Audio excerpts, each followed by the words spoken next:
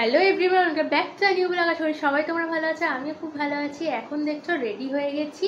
আর কালকে যতটা ব্লগটা দেখেছিলে তারপর থেকে এখন ব্লগটা স্টার্ট করছি আজকে থেকে। তো দেখতে থাকো ভিডিওটা। কোথায় যাচ্ছি একটু পরেই জানাচ্ছি, হয়তো বুঝতে পারছো কোথায় যাচ্ছি, কিন্তু তাও দেখতে থাকো ভিডিওটা। কালকে পুপু এই ভাঁড়টা ওর দেখিয়েছিলাম, এই লকারটা দেখিয়েছিলাম। তারপরে হচ্ছে ওর বাবা বকেছিল ওকে, তাই কেঁদে ফেলেছিল। আজকে দেখাবো ওই ভাঁড়টায় কত টাকা ও পুজোর জন্য জমিয়েছে। দাঁড়াও চাবিটা আগে বের করি। এক আলমারির চাবি আর এক আলমারির ভেতরে রেখেছে, চিন্তা করো। কেন বলো তো? তার কারণ তো অবশ্যই আছে।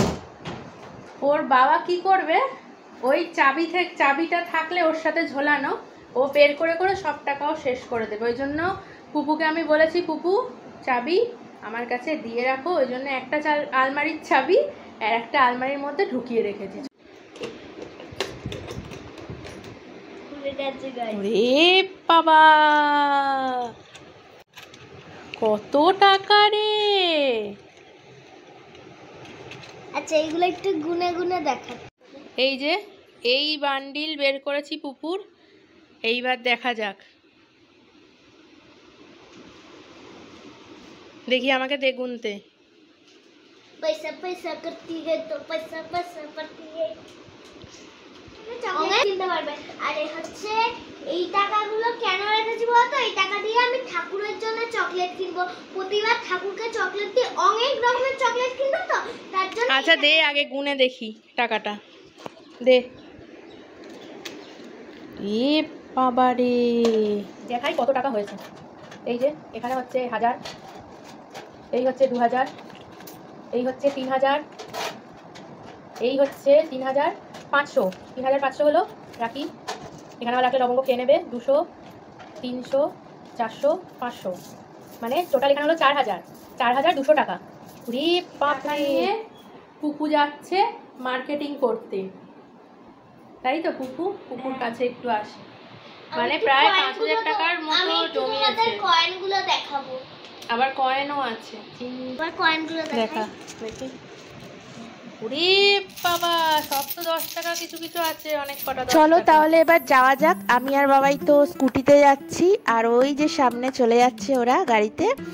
এই যে আমরা এখন সামনে রয়েছি, বেরিয়েছিলাম ওদের পরে, ওরা পরে আসছে এই কারণেই মাদের আনতে গেছিলো, তাই জন্য। আর এই রিভার সাইড রোডটা না এত ভালো লাগছে, এতটা রোদও নেই, বেশ মেঘলা মেঘলা আজকের ওয়েদারটা, বেশ ফুরফুর করে হাওয়া দিচ্ছে, ভীষণ ভালো লাগছে এই সবুজের মধ্যে দিয়ে যেতে। কোথাও যাওয়ার আগে একটু শম্ভুনাথ মন্দিরে প্রণাম না করে গেলে ঠিক মনটা যেন শান্তি হয় না। জানি না আজকে কি পাবো গিয়ে, একদম পুজো তো কাছাকাছি চলেই এসছে।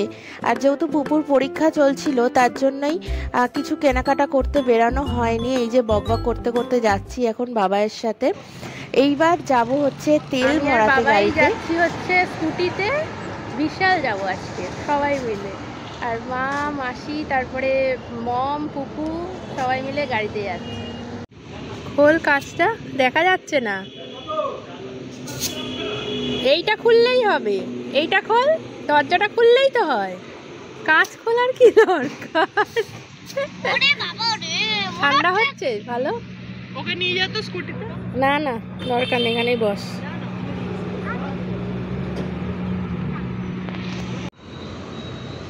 ওরা বেরিয়ে গেল, আমরা এবার যাবো। আমরা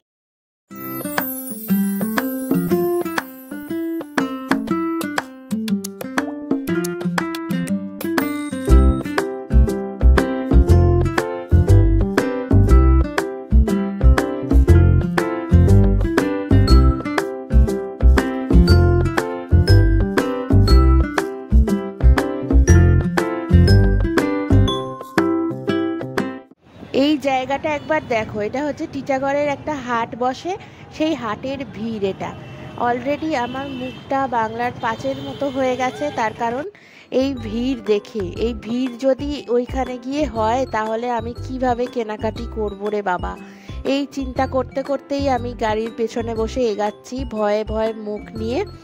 আর এত ভিড়ে না গাড়ি চালানো একেবারে সম্ভব হয় না, এত মানুষজন বারবার সামনাসামনি এসে যায়। আর এই যে খড়দা যাওয়ার যে রাস্তাটা, এই রাস্তাটায় এত নোংরা, এত ধুলো ওড়ে যে কি বলবো, সে নিঃশ্বাস বন্ধ হয়ে যাওয়ার মতো। যেতে যেতে এই পাইপগুলোর কথা, বেশ কিছুদিনের আগের কথা মনে পড়ে গেল। এই পাইপগুলো যখন বসানো হচ্ছিল আমাদের ওইখানে জল পাস করার জন্য, তখন দেখে মনে হতো বাবা এর ভেতর তো মানে ইজিলি বিছানা করে ঘুমিয়ে পড়া যায়। তো কথা বলতে বলতে বিশালে চলে এসেছি আমরা। করে দেখা, আস্তে করে পর, চোখে খোঁচা না লাগে। হ্যাঁ, এটাই ভাল লাগছে, এটাই নে।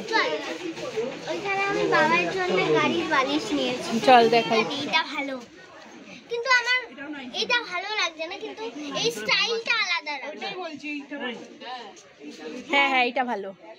ভারী, কিন্তু ভারী হোক, দুটো দু রকম নেবে। আমি তো যেন ওই কুকুরের এটা আকার নিয়েছিলাম। আমার এখানে কিছু বলার নেই, তাই জন্য দাঁড়িয়েই আছি। কি করব? কি? না, এটা ভালো জিনিস দেখো, ওই দেখ। হ্যাঁ, আমি দেখলাম তো, এটা তো নিল না। এটাও দেখতে ভালো, কিন্তু আমার ওটা ভালো লাগেনি, যেটা এই পান্ডার সাথে। মা পা মোছা নেবে বলেছো, পুরো দোকান দিয়ে দিয়েছে। এটা দেখ। আমি আর পুপু এখন চয়েসই করতে পারছি না কোন বোতল ছেড়ে কোন বোতল নেব। এমন অবস্থা, বোতলের লাইন এখানটা। এক কাজ করে, এটা না আমার তো এইটাও ভালো লাগছে, এটা বাবার জন্য নিয়ে নেবো এই বোতলটা। অত ভিড় থেকে আমি ওপর থেকে একেবারে নেমে এসেছি, এসে ফাঁকায় দাঁড়িয়েছি। এই যে ওরা এখন আসছে, এখনো দেখে যাচ্ছে ট্রলি এত কিছু ভরে যাওয়ার পরেও যে আর কি ট্রলির মধ্যে নেওয়া যায় গাধাগুচ্ছের জিনিস। তবে বিশালটা কিন্তু আমার বরাবরই একটা ফেভারিট জায়গা, কেন জানি না, কিন্তু খুব ভালো লাগে জায়গাটা। কিন্তু এখন স্টক একদমই আগের তুলনায় নষ্ট হয়ে গেছে, স্টক নেই বললেই চলে। সেরকম নেওয়া হয়ে গেছে সমস্ত কিছু, গাড়ির ডিকিতে ভরা ভর্তি। এইবার পুপুরা চলে যাচ্ছে আর আমরাও যাচ্ছি স্কুটি করে। দেখতেই পাচ্ছ মুখটা হাঁপ ছেড়ে যেন বাঁচলাম।